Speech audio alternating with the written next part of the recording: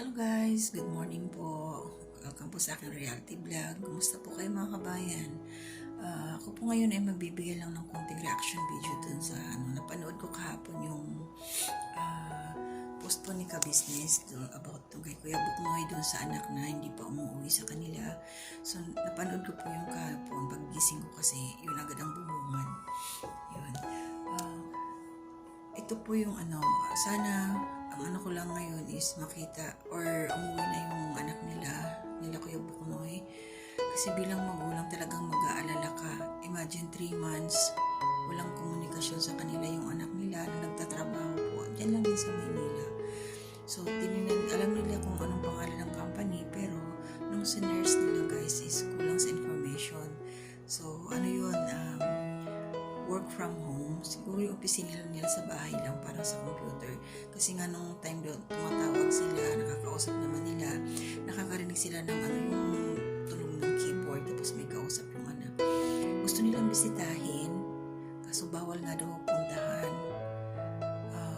Hindi pwede yung may bumibisita doon.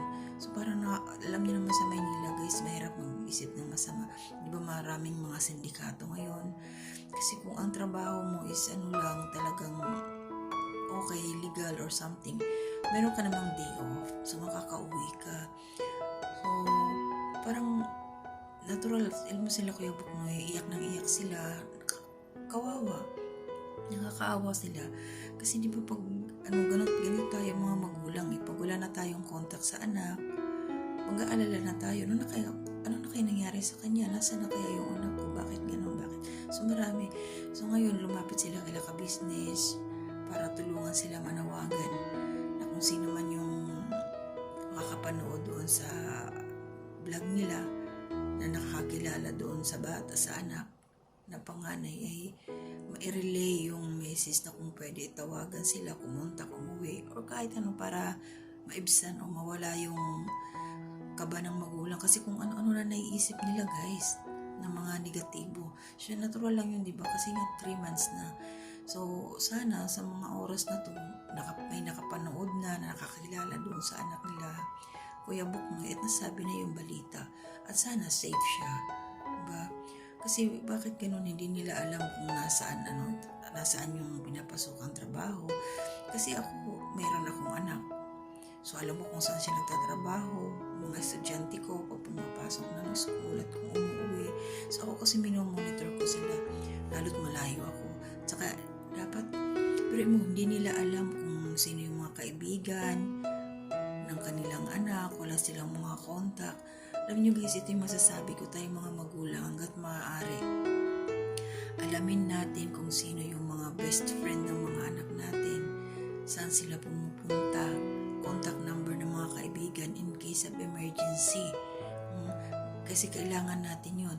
Kasi ito halimbawa lang sa akin, ako malayo nga ako sa mga anak ko. Pag sila nagpapaalam sa akin, Mama, may pupuntahan kaming ganito. O sige anak, sino yung kasama ninyo?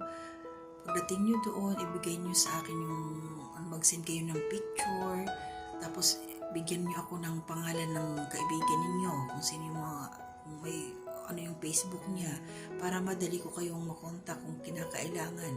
Saka kung may tiwala naman ako sa mga bata, buo yung tiwala ko sa kanila. Kaya sabi ko sa kanila, tiwala ko sa inyo mga anak buo, pero yung sa mga makakasalamuhan ninyo, sa lugar na pupuntahan ninyo, yun ang hindi ko alam. Kaya gusto ko, alam po lahat kung sino kung saan kayo pumupunta, kung kaninong bahay, anong lugar, kung ano ba yan. So, depende kung school related ba, or lang sila, mag-chill lang sa mga kaibigan nila, ganun. So, yun. Sana lang talaga sa mga oras na to iligtas, maayos ang anak ni Kuya Buknoy at sana kumontak na siya sa mga magulang niya para mawala yung takot ka ba makampante yung mga magulang, makapagtrabaho ng maayos, yung isip mo, yung peace of mind, yun ang importante kasi, di ba? So ayun, salamat kila Kuya Ka-Business, kila Ka-Business Official. Ito Ka-Business, nagbigay na naman po ako ng aking reaction.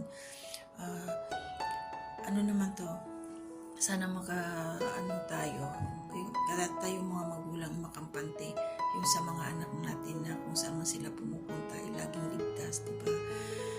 So mga bata, huwag kayong maglilihim. Ito lang masasabi ko sa mga bata. Huwag kayong maglilihim kung saan kayo pumupunta. Laging magpapaalam, respeto sa magulang. Kasi malaking bagay yun eh. Tapos, basta ako gano'n lang ginagawa ko. Alam ko kung saan ang mga anak ko, kung anong ginagawa nila. So, ayun, mag-iingat po tayong lahat mga kababayan. Medyo babalik na siguro ako sa higaan. Kasi inaantok na ako. So, salamat po ka-business. Ingat po kayo lagi, mga kaguwang. Kayong lahat, Mrs. Ka-business. Salamat po sa inyo.